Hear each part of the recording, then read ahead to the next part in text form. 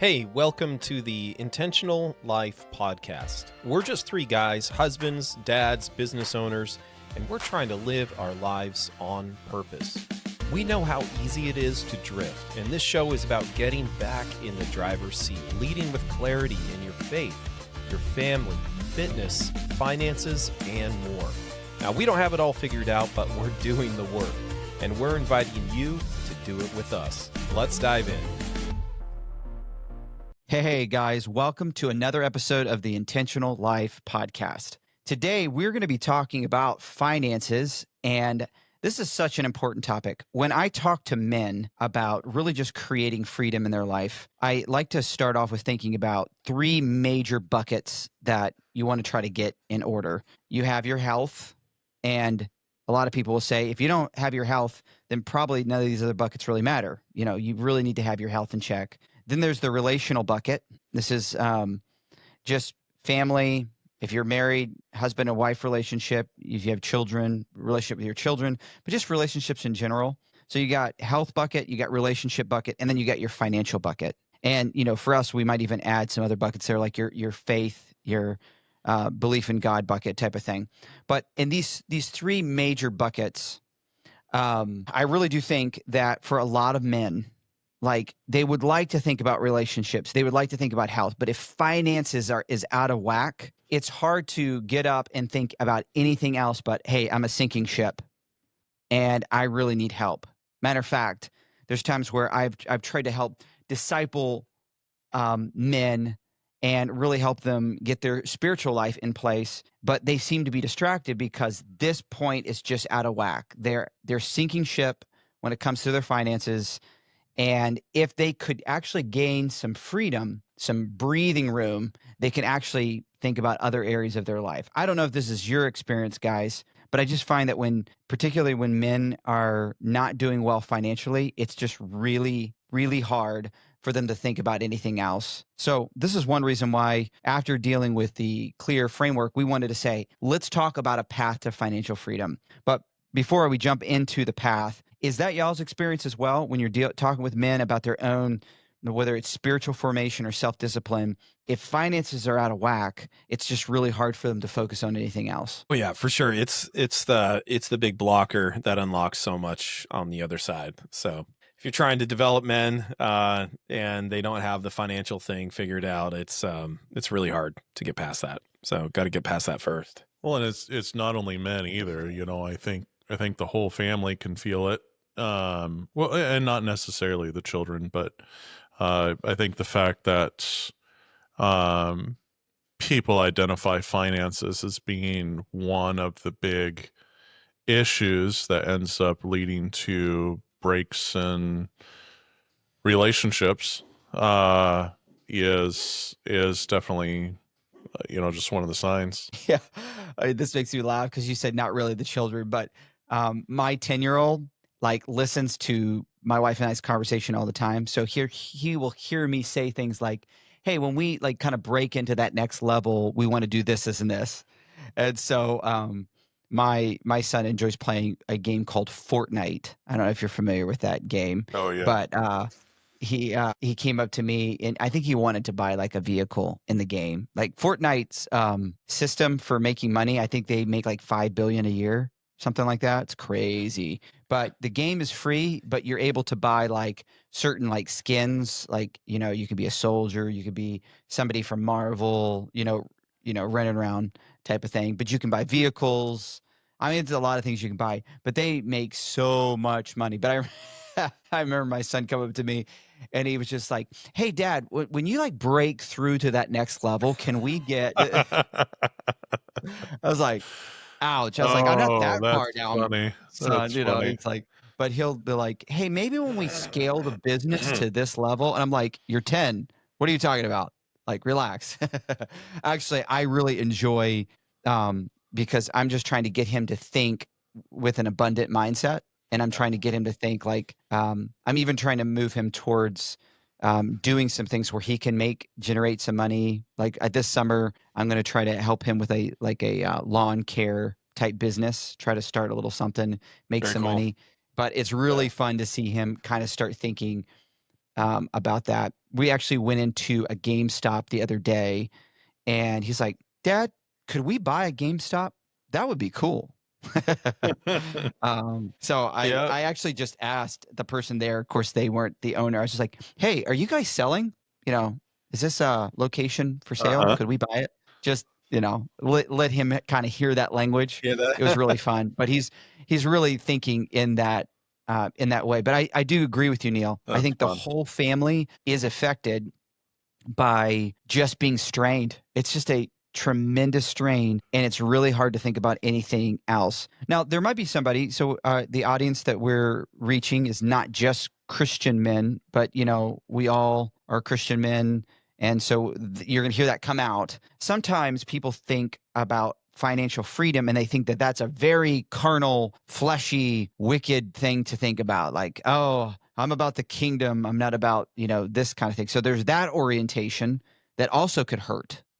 What would be your response to that if somebody's like, I'll just leave that in God's hands? I don't, I think we shouldn't probably be pursuing riches, and that's evil. What would you guys say? I mean, I think you go to wisdom, and wisdom tells us, go to the ant, thou sluggard.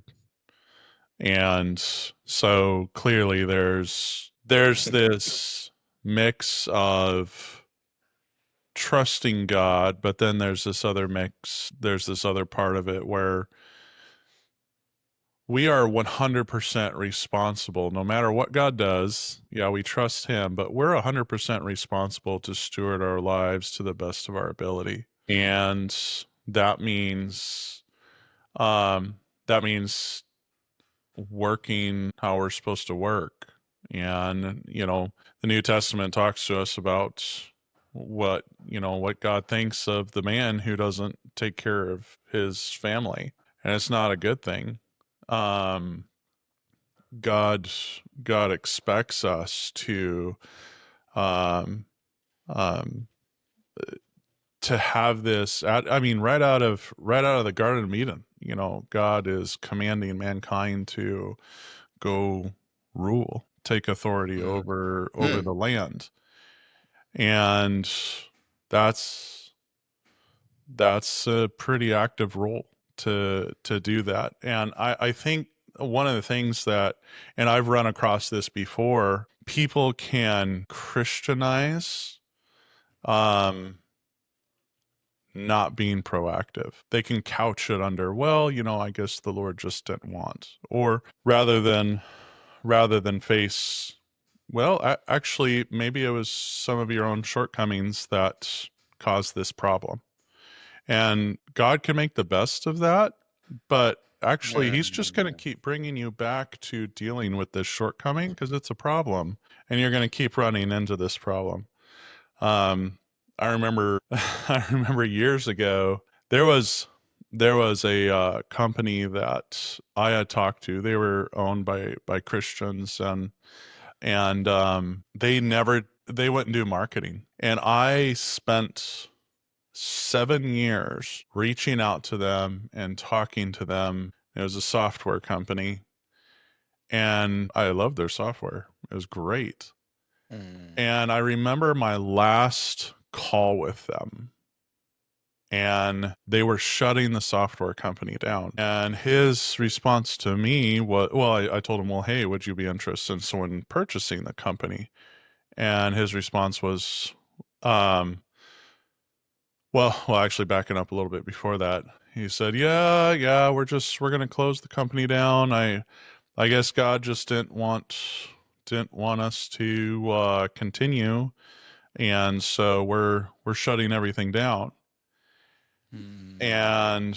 And I just thought, this is interesting. And I run across this mindset before because I had pursued him for 7 years as a marketing agency owner, going out of my way because I cared about the product that they had and the benefit that it provided the industry, um to try to get them in a place where they're going to be willing to look at this. And so, and he just said, yeah, I guess God just didn't want this. Like, well, actually, you know what? You chose not to pursue being proactive about marketing your company. Marketing can sound like a different word, like a bad word to some, but marketing is really just the process of helping people hear about what you offer in a nutshell, whether that's coming from someone's mouth or coming from something that they're reading or hearing. And then he said something else that just kind of gave light into his mindset. And so I told him, well, would you consider selling the company? And he just said, no, no one else could do what we did. Like, oh, okay. Well, I wish you the best. But it was sad. It was fantastic piece of software.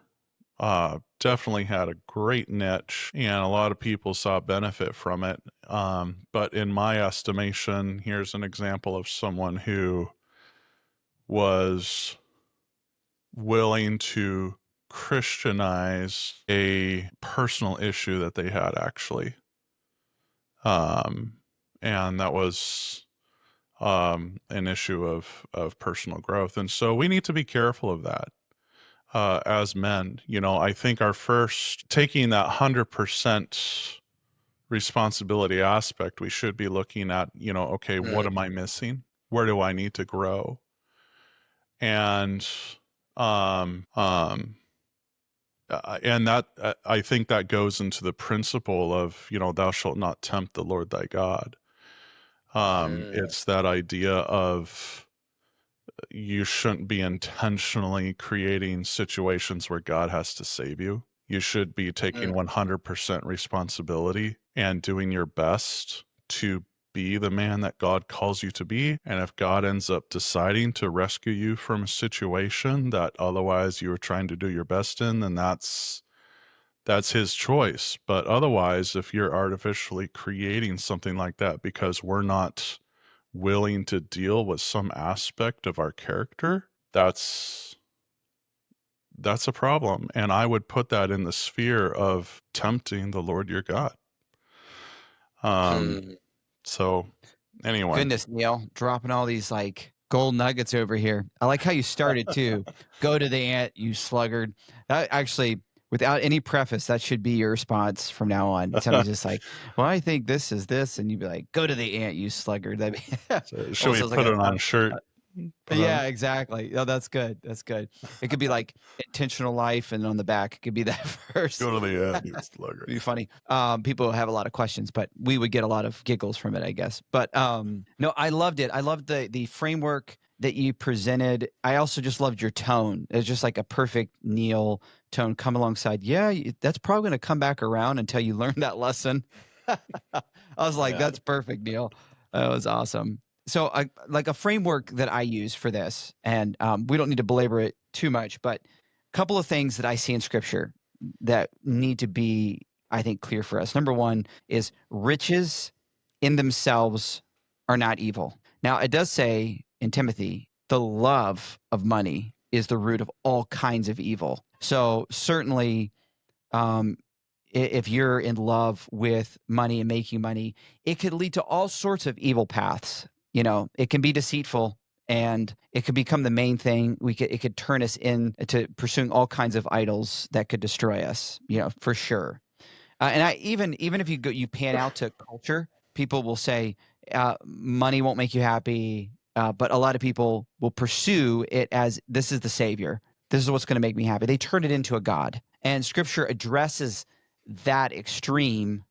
But if you look at it close enough, you'll see that, it actually is not saying that money or riches are evil. It's just the love of it can be consuming, and it leads to all types of evils. So you want to be careful there. Go ahead, Neil. Go ahead. I was just going to my daughter was asking me the other day, she was saying, we were talking about money, and I told her, well, somehow it came up about the love of money is the root of all evil, and she said, well, and I'm trying to remember exactly what I said, but I said something to the effect of, you can still have a problem with that and not have much money. And she said, Ooh. "Well, wait, Dad, what do you mean? You mean people who are poor can have this issue?" I said, "Yeah, that's exactly right, honey. It's a frame of mind. You can have a love of money from any place in life, whether you have much of it or hardly any.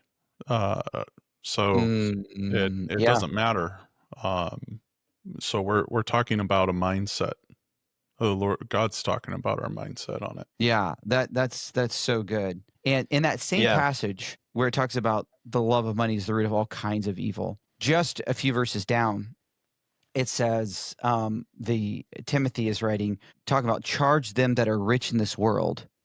And you might be like, oh, this will be interesting to see what he charges them. He says that they be not heady or high minded, nor trust in uncertain riches, but in the living God who gives us all things richly to enjoy. So, what I find interesting, the charge to rich people was not like, you got to get rid of this stuff. It's destroying your spiritual life. It's making sure that they view riches as uncertain and that they shouldn't place their dependence on that as opposed to God. So, in other words, don't replace God with your riches. So, don't turn it into an idol, but rather it says, trust in God who gives you all of these things to enjoy, which I love. This is one of my favorite verses in all the Bible, actually, because it portrays God as a person who is ultimately desiring your joy as well. Like when I pursue his glory, I'm also pursuing the best possibility of my ultimate joy. You know, and it. And yeah, Oh, go go ahead. ahead. All I was going to say too is like when we think about the coming kingdom, would you describe it as scarce or abundant? God is preparing something that's abundant and beautiful and rich. And so that's where we're ultimately moving towards. And so we should say, hey, God is a God who's given us this to enjoy. There's nothing wrong with pursuing it. We just need to make sure that we don't turn this into an idol and it derail us from our chief end, which is to glorify God. So I think that's a good nuance. Is like, riches are not evil, but they have the propensity to turn us into idolaters. Let's be careful. Let's keep God central, but let's also learn to enjoy life because he's given us all things richly to enjoy. That's the heart of that passage. Yeah. And I'm glad you brought that up, John, because I think as as Christians, when we're looking at money, that should be the verse that they're looking at. A lot of people say, well, Jesus said, go and sell everything and come follow me. Well, Jesus said that to one specific person, but Yeah. the Apostle Paul said that to everybody. So we need to understand that Jesus was looking at his heart and seeing that blocker That was for the the rich, idol. that was the idol. And so Jesus was addressing the idol in his life. Yeah, And that's really conversely, good. God wants to address all the idols in our life. So go and sell everything wasn't the prescription for all mankind. That was the prescription for a man who had an idol in his life. God's prescription is for all to not be heady or high minded and not to trust in uncertain riches. Yes, you're hitting And on such an important part. Go ahead, you can finish. Sorry. That was basically it. But and not to love money. So Yeah. that's the prescription. Yeah, I think you're Or hitting on a good point because hermeneutically, which for those listening in, that's just like a big fancy word that talks about we want to extract from the text the meaning of the authors. And so sometimes what we find in scripture is actually a historical account. It's descriptive, describing what occurred and what was said, not prescriptive, meaning that I need to apply this exact statement to my life today. Like Neil, you were saying, go sell all that you have and become my disciple was not prescriptive for all. It was descriptive of this particular case where he was called upon to do that because God was addressing, or Jesus particularly was addressing this issue. I think that's really important. So like riches aren't bad. Being poor, this is another point in scripture, doesn't change your status in the kingdom. So like in Galatians, he says there's neither rich or poor. So like in the church, the rich people didn't have the status. James addresses this. He's like, if you give the preferred chair to someone who's rich, this is not according to the gospel. You're not thinking according to the gospel. In James chapter 2, this is actually a very sinful thing to give somebody a predominant space just because they have more riches, type of a thing.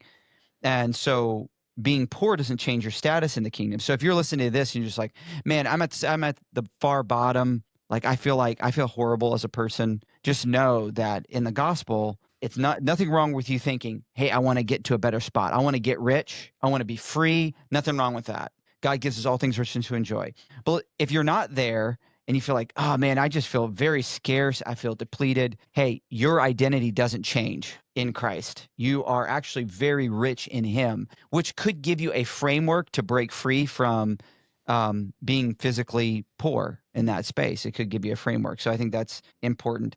Another thing I find is that though pursuing riches is fine, learning contentment is really the godly position. You learn how to be abound, to be rich, learn how to be abase. And at times in your life, you might be in both cases, but there's a verse that says, godliness with contentment is what? Do you know what it says? A great gain. Great gain. So I just love how this topic is nuanced in scripture, but I want to set this up to say, if you're a Christian and you're in a position where you don't have abundance and you're like, man, I want this to change, but you feel a little bit conflicted, like, is this really a spiritual pursuit? Oh my goodness, it can be a great spiritual pursuit, but not to stay poor, but actually say, hey, I'm going to try to steward my life well so that I have abundance. But I'm not going to allow it to turn me into an idolater that leads me away from God, but rather enjoying the good gifts of God. So that's, I think, a good point. I think one of the things that's maybe going on in people's minds right now is, there's that verse that says, labor not to be rich. And I know we touched about this in a previous podcast, but really this falls under the principle of stewardship for what we have. And I think what we end up coming to is labor to provide value to those around you. And wealth comes. I know Keith and I have had several conversations where, the money that we're making can be a reflection of the value that we're providing around us, in one form or another. So, if the goal is money or having more money, you can reach that goal and then it's going to be empty because there's, never enough money, right? If you're walking in the mindset of greater vision, and these are the things that we were covering early on in some of our earlier podcasts, but, wealth comes when you have a vision as a result of having a vision that's bigger than you. And you have abundance because you are providing so much. And then that abundance in turn is being used to invest in that vision that's greater than you. All money is it's an opportunity token. It creates opportunities. All it is you're storing up opportunity. It's opportunity to do good. It's opportunity to do evil. Yes. But all it is opportunity in a form. So I think that's important to think about, when we're talking about wealth, that frame is, we're not chasing riches. We are chasing stewarding life, opportunity, time, opportunity, and abilities to the best of our ability for God's glory, with a vision that's greater than us. And wealth can become a part of that. Yes, so true. So that verse, labor not to be rich, in Proverbs. Now, I'm speaking from memory here. So I for those who are very in tune with Hebrew and Hebrew poetry, my understanding of that Hebrew term to labor addresses not just the motive behind the work. It addresses the motive behind the work, not just the work itself. So laboring not to be rich would be kind of this idea of like setting wealth as, that's my chief goal. I'm trying to be wealthy as the chief goal. And that's the type of motive that the proverb is trying to discourage. Not necessarily the acquiring of riches, but this idea of anxious toil. Like, this is my chief concern, my chief goal, my chief occupation. That nuance of labor that I just described is embedded in that Hebrew word. which I find pretty interesting, which kind of helps square other verses that tend to lead us towards pursuing abundance, right? So it's not a closed off case like you should never labor to be rich. It's more of what you were saying, Neil, as making it kind of the chief end of one's existence, which many times in Proverbs, you have a contrast between what is foolish and what is wise, and you're given general principles that need to be nuanced, you know. So I think that's really good. So let's dive in with the time that we have left into really helping somebody listening, like, okay, I'm sold. I feel free in my spirit to pursue like building wealth and trying to create maybe even generational wealth for my family. And the way we've described it, and you can hear this in other books, is like it's good to set up a good defensive strategy, maybe to resolve some debt, build up a buffer, and then also develop a good offensive strategy where you're actually developing good streams of income, developing assets. And maybe for some of you, you're listening to this, I'm like, I don't even know that language. So I'm going to turn here to Keith. Keith and Neil, for both of you, this is your wheelhouse. You guys are really good at making this pretty simple. If somebody's like, man, I'm struggling with my finances. I don't have any savings. I'm struggling with some debt. What do I need to do? Let's talk defense. Keith, where would you start? Well, I think first off, if you're going to play defense, probably look more on the Dave Ramsey side of things. When you follow the Dave Ramsey program, what you're learning is smart money habits that will help you utilize money in a healthier way for you, others, your community, and also what you're ultimately going to be giving to. So anyway, the interesting thing about the habits is you're actually learning to give to yourself first, because you're consuming the money on other things, and you're not intaking money in a healthy way for yourself first. So you're learning how to do that to get your financials in a healthy place. So you're not, as Dave Ramsey says all the time, borrower save to the lender. You're not in that position. So you can take healthy action. So yes. Yeah, that's really good. Just to tie in some of those things and some of the things I've learned, that money's not evil. It's that a lot of us just we have a consumer mindset. And that's really killing our financials. Which ties into what Neil was saying, back to that mindset aspect. It's really addressing the mindset more than anything. So for those who are listening in, you mentioned Dave Ramsey. And so a lot of people are probably familiar, but there might be some that are not, with his financial peace framework. And he gives these 7 baby steps. You mentioned some of them, and I just thought I would give those for those who are listening in. The first thing that he says, and I think all of us agree that Dave Ramsey is great for developing a defense strategy. Now, we do think that his advice is kind of lacking in some areas, and that he probably lacks a little bit, at least in his material, a little bit of an offensive strategy. So we're going to dive into that in just a second. But let me just go through this is defense. This is kind of getting you back to a healthy spot.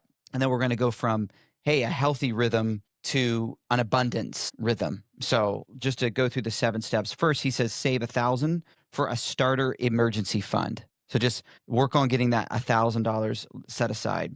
Pay off all debt except the house using the debt snowball that Keith, you had already talked about, paying off the smaller debts and then allowing it to snowball. Save 3 to 6 months of expenses in a full funded emergency fund. So you guys correct me there. That's when he moves, the emergency fund goes past 1,000 at that point, correct? When it talks about saving 3 to 6 months of expenses and then also the emergency fund. I think he actually talks about increasing that emergency fund. I could be wrong there, but you do want to have that.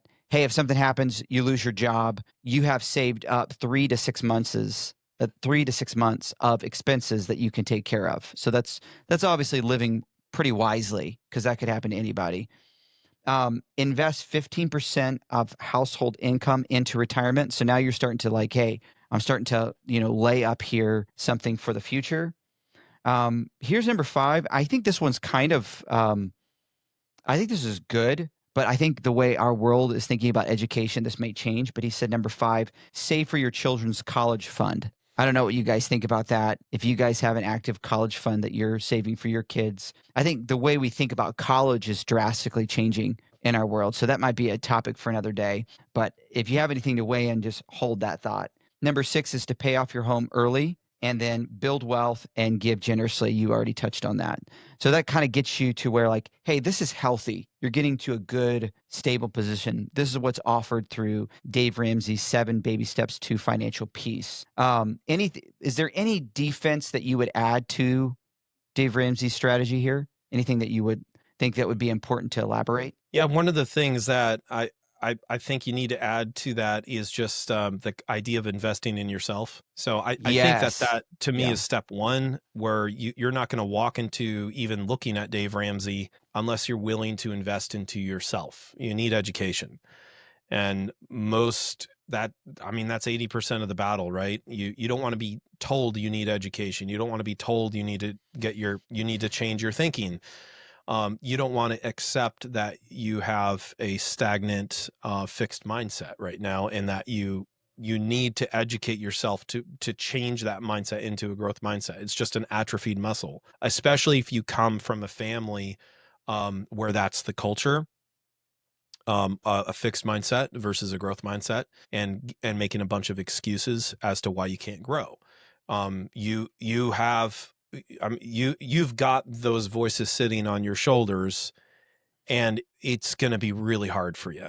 Like much harder for somebody who grew up in a growth mindset home where the dad and mom are talking about education and growth and working on yourself and all of those things. So if you don't even have a chance at getting to Dave Ramsey or any other area unless you believe that education can change you and you have the discipline of listening in your life. There's 3 disciplines that everybody needs to learn in their life. They need to understand how to, like, these are just the basic ones. There's actually 5, but with all my kids, I start them with training on hear, respond, and then do.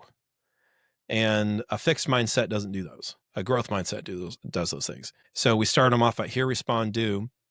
And then when they get to about 7 years old, we say hear, respond, discernment. So take the information in, discern it. Is it right? And if you have some more information to give back to the information that you heard, so you get clarity on the next step, which is do, give that information and then adjust based upon that discernment, and then do. And then the final is do long term, because we expect people who are mature and grow can do these things long term. But what we find is that a fixed mindset person can't do those things. They never had a parent to instill those basic disciplines of hearing, responding, and doing. The proverb says, hear my son. Hear my son. That's how it starts. The instruction of your father and your mother. So you must hear and you must seek to hear. So that's a big hurdle for them. And that's why I'd say start from step 1, which is to invest in yourself, invest in being a hearer, responding to the things that you hear, and being a doer. And once you get that down, you can start to practice more discernment and then practicing doing long term as well. But just the basics of showing up, you got to show up. Yes. I think it was the author of Rich Dad, Poor Dad. He said, the single most powerful asset we have is our mind. If it's trained well, it can create enormous wealth. And I think he's kind of hitting on, you're talking about kind of really training yourself to hear, to discern, and then to execute that strategy. But it comes down to that clear mindset. I think that's really good. When it comes to developing yourself, it's coming down to where I'm at and where I want to go. There's actually a knowledge and skill gap here. And so I want to make sure that I fill the knowledge gap and the skill acquisition gap, so that if I just gain the knowledge and the skills, all I need to do is to apply the knowledge and skills, and I will get from point A to point B. But a lot of people, it's kind of a mystery at how do I actually make money? How do I actually get to the place where I'm not just barely keeping my head above water? Well, there's a knowledge gap here, and there's potentially a skill gap here, and you need to fill it. So invest in yourself. Yeah. And a part of that investment could be executing the Dave Ramsey strategy, but there needs to be an ongoing investment in self. And you guys do this now, which I love. Like, Keith, Neal, for those who are listening in, they own multiple businesses, but you guys are still getting coaching at people that are at the next level. So you're still trying to say, hey, the knowledge and skill got me to here, but there's still gaps in my knowledge and skill that will get me to the next spot. So I'm still going to invest in myself. So you guys keep doing that. Is that right? So it's kind of like adopting the posture of a lifetime learner. I'm just going to keep learning. I'm going to keep putting myself into that space. So I think for most people, they probably have somewhat of an idea of a defense strategy. Okay, I got to deal with this debt. We need to create a buffer.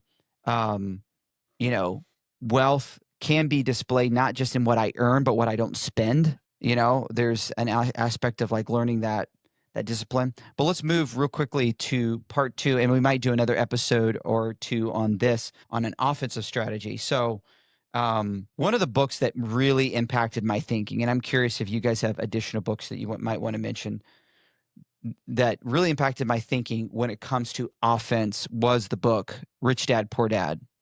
And it's just a really helpful book. And he said this: the poor and the middle class work for money. The rich have money work for them.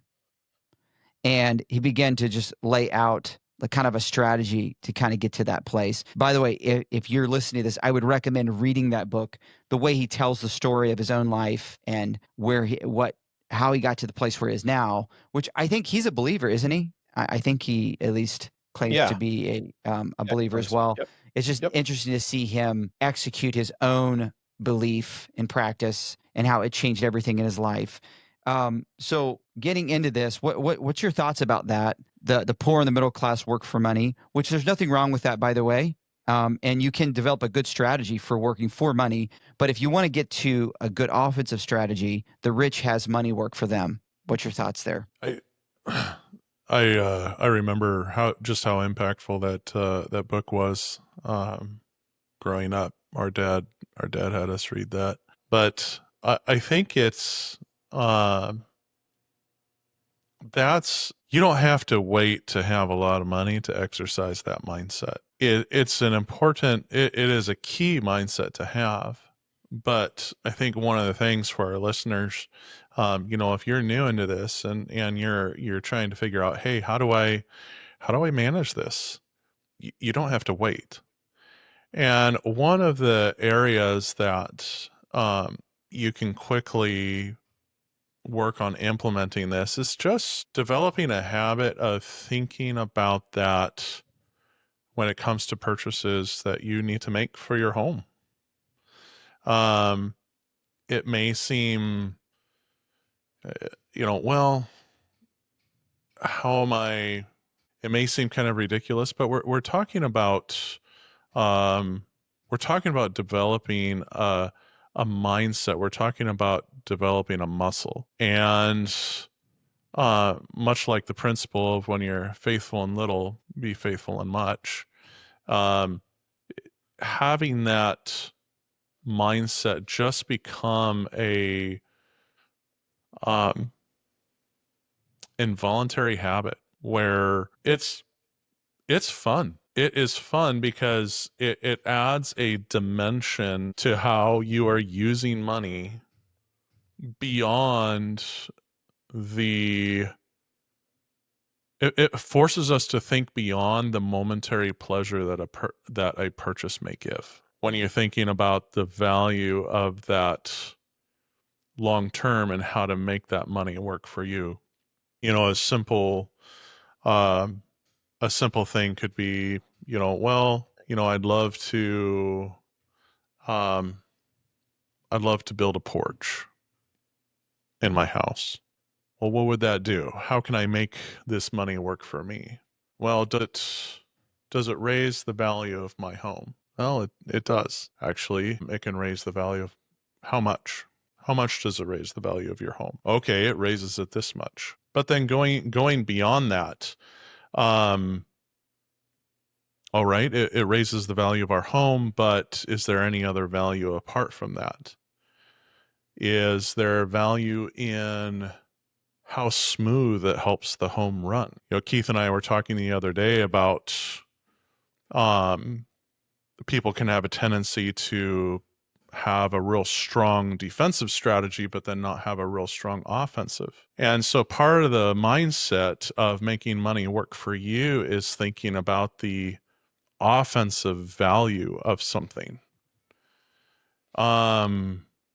You may find that here's the question of should I build an office in my home? It's going to cost this amount. It may not raise the value of your home, but does it grease your ability to grow as a person and educate and do business and run business? Maybe it's not the office in the home. Maybe it's another location. So there's not only thinking how to make this. There's several different layers to thinking about how this is beneficial. So it's not just let's not spend money. It's if we do spend money, what value does this bring from a financial perspective or from it's the same mindset as personal education, right? You're investing in yourself. That's an offensive strategy because you are betting on your ability to improve and multiply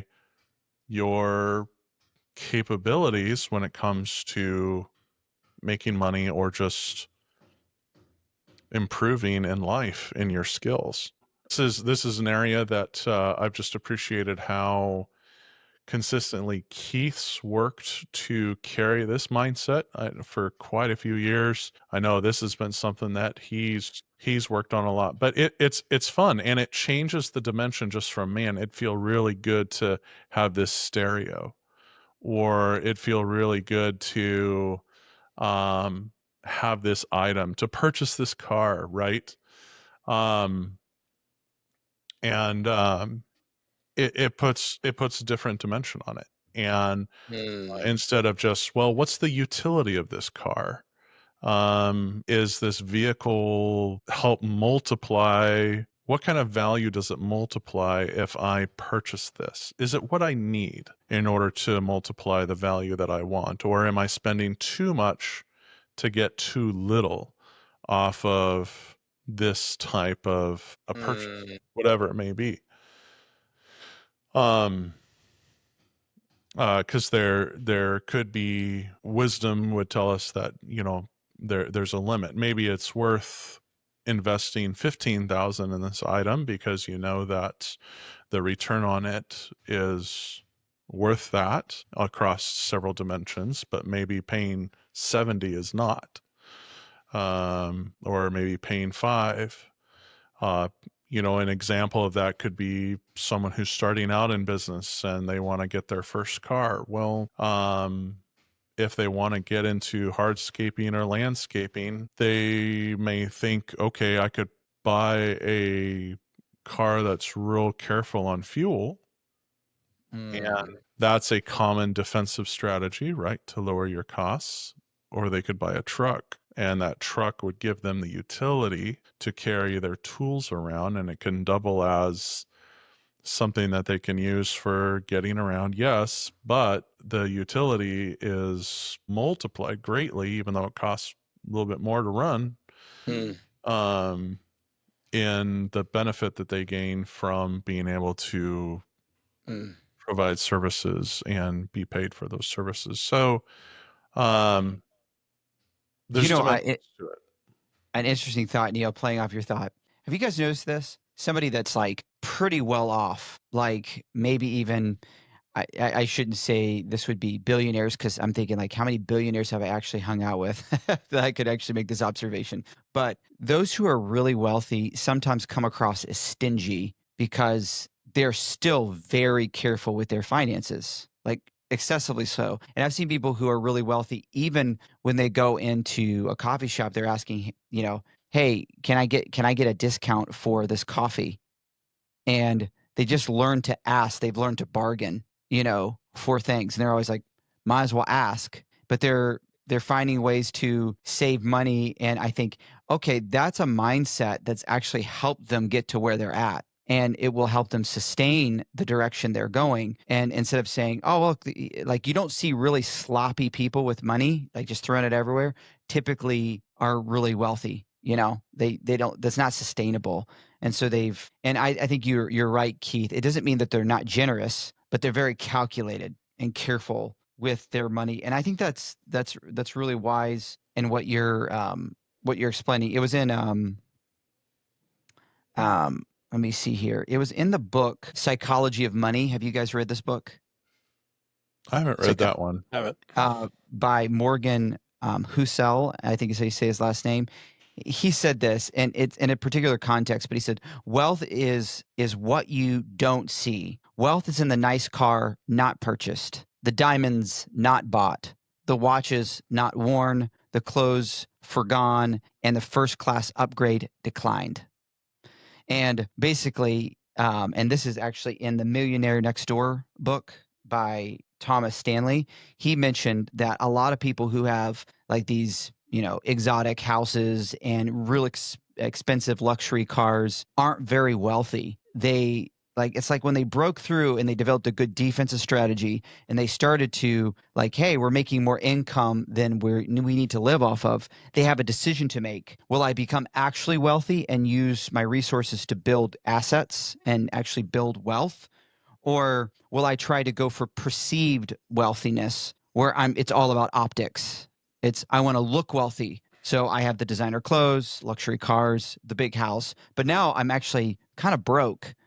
And I'm in a really bad position because now I'm paying for this huge mortgage, paying for these cars that are depreciating. Sure, you have some assets there as well, right? If you're able to manage this long term, but short term for sure, it's kind of draining your resources. Definitely doesn't give you any ability to move quickly if an opportunity comes. Like if you're doing acquisition or if you want to try to invest in real estate, you're pretty stuck. And I thought that was really interesting that a lot of people they reach this temptation point once they get through the defense strategy, moving into offense. It's like, oh, I actually have some cash flow. I want my status to go up, or hey, I want to feel like I have more conveniences, so I'm going to start buying these things. And it's a great temptation. And I'm not saying all of that is bad, but it is a huge temptation. I know for me, I'm at the stage, for those listening in, I launched my own business, and I'm very much a learner. But I back in 2023, I was hitting rock bottom for myself financially. 2024, I emerged out of the hole, started to build some momentum. This year, I feel like I'm building a solid business. We're getting good momentum, and I'm starting to face the temptation to be like, we want some things. And I'm tempted, like, do I want to buy those things, or do I want to kind of really lean in to investing in myself to get to the next level? And that's that temptation. A little bit earlier, we were talking about how really money is just opportunity. You get protective. It's so important to maintain the mindset of protecting your opportunity. I like what you said earlier about how I like that, Neil. I like it's not just protecting assets or protecting just your money itself. You're protecting. Yeah. It's protecting opportunity. And so when we talk about this making money work for you, it's so important. And my dad was so good at this, and I think this is a strength that my brother has, Keith, from just exercising this, counting the cost. And I don't mean the cost of the thing, cost of the opportunity that you may lose if you put this money into this. It's not just a car. It's $15,000 that could go into something that would be a lot more beneficial. So that momentary pleasure that you could have could also be an opportunity lost. And this stacks up over time. You could look several years down the road and think about how, you know what, I made this purchase, I made this purchase, I made this purchase, I did this thing. If I had protected my opportunity and maybe not done some of that and waited and been cultivating this mindset, I could possibly have had a wonderful opportunity in front of me. Maybe it's buying a business. Maybe it's that money could have been invested in yourself for growing a business. That money could have gone into marketing that would have multiplied that 30,000 or 10,000 or whatever you put into things that could have turned it into 2, 3, 4 times what was spent. And so making money work for you also requires not only thinking about the positive of what it can do, but also counting the cost, protecting your opportunity. What am I going to, if I put this into this, what's the loss of greater opportunities if I had just held off on making that purchase, or held off on doing that thing or committing to that item? And so it's definitely both. It's not hungrily hoarding money, it's protecting opportunity for you, for your family, for the future.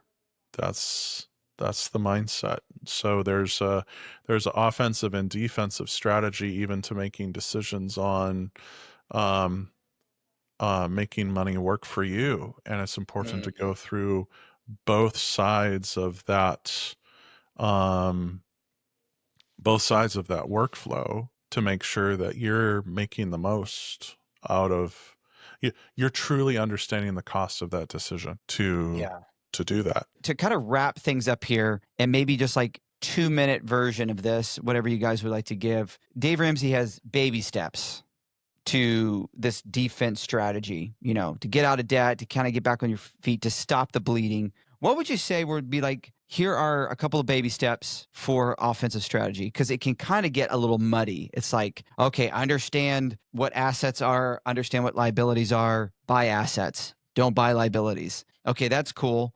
But like, give me a couple of maybe steps that you would implement. And I know it depends on the person's path. Like, for instance, somebody might be like, they have a well-paying job, they want to start using their money to make money, but they don't really want to buy a business. Like that's not their thing.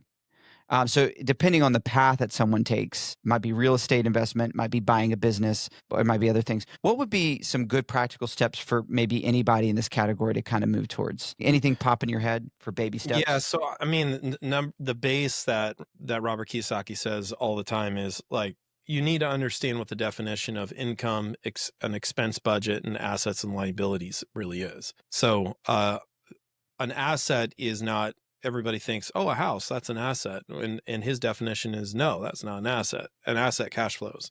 Also, passive income is a tax status too. There's active income and passive income. Active income is the money you make when you work a job, and you could own your own business and make active income. Passive income is money you make when you sleep. And the most common place you can make passive income is with real estate. You could also make passive income with your business too. It actually is a tax status. The point being, you actually you can't decrease your taxable status by taking passive income losses against your active income losses unless you have real estate status, real estate investor status. But this is why Robert Kiyosaki pushes this. It's kind of the end game. The end game is that you get to passive income, which is when you make money while you sleep, and also tax status, because you pay the least amount in taxes on that. So if you want to make a lot of money, go and pay a lot of taxes, go make a lot of active income. If you want to decrease your taxes, go make passive income with assets that pay you money while you sleep. Yeah, some actions you can do. So after you've invested in yourself, and you understand budget and different types of incomes and such, the first step that I think makes the most sense is the live and flip. To start your real estate journey. You could live and flip, you could live and hold. But the first house that you get, you're probably going to work with a realtor. You have the 3.5% down opportunity FHA loan. You only get that once. You can even do 0% down USDA. That is like such a huge return on your investment. With 0%, you literally put zero money in, and then real estate works for you. If real estate, by the way, any real estate deal is a good deal if you're looking at a 10-year time span. So think about that. In the 10-year time span, everybody looks like a genius in 10 years. But you can do some things, and that's why I say the live and flip, because look at the house that, the thing I like to look at is the landscaping. Is the landscaping crummy? Cool. That's great, because how easy is that to fix? That's not hard. It's just some manual labor. If you've got some things inside that, maybe it needs some fresh paint, maybe it's kind of old, but I've always liked buying the house that nobody was putting offers on because the fence was falling down, the landscape looked kind of crummy. And I'll tell you what, I make really good money off of those because it's not hard. It literally on both of those instances took me but a few days to really make some big differences in that scenario. But because people don't like the look of it, they're more interested in the fancy shiny object. They're like, I don't want to invest in that. So the live and flip is looking for some opportunity that you can control in a home, fixing it up a little bit, and then you're going to build in some sweat equity in it. You live in it for that couple of years, so you get long-term capital gains versus short-term capital gains. Living it a few years, and then you're looking at the next opportunity. You don't have to sell. Ideally, you just keep. You keep and you rent. And there's a lot of reasons why on that. You typically end up with about a 20% return on your investment at the very least. Except if you're 3.5% down, you're way beyond that. Way beyond that. That's why your first home is a huge opportunity for live and flip. But anyway, you grow that, and then you do it again, and you rent out the house that you were in. And you just keep on rinsing and repeating that. I think that's the easiest way for people to get to becoming a millionaire. Actually, it doesn't take too many times to do that. It takes like 3 to 5. We should try to do. So for those listening, I have never bought like a property house. I mean, I've owned a house, but I mean, like I've never bought an investment house type of deal. So we should go through that process and chart this on the just on the podcast. Like, okay, guys. I'm gonna take a step. I'm gonna try to do this because this is on my journey of like trying to build assets and stuff. A part of it is I get this analysis paralysis. Like there's so many different ways to do different things, and I'm like, oh my, I just need to research all these things. And if you guys know me, I love to research things. I like to be well studied, but then that kind of paralyzes me, and it makes me not bias myself towards action. And I'm like, this is one of those areas like. I need to move towards this type of thing. So I don't know, maybe we could chart that. That would be kind of fun. Like, okay, here's where we're at. Guys, this is the deal I'm looking at. This is what we're looking at. Oh man, this deal fell through, but I'm looking at this new deal. That'd be kind of fun to kind of keep people up to date on something like that. But for our time's sake, we should probably land this episode. In future, I think it would be fun to talk a little bit more about like real estate investment. Keith, what you're learning, what you're doing right now might be really helpful for some. In their process of going through that as well. I think that would be fun. We also, we should probably try to have on some guys that do this professionally all the time. That would be a fun podcast as well. But until next time, live intentional.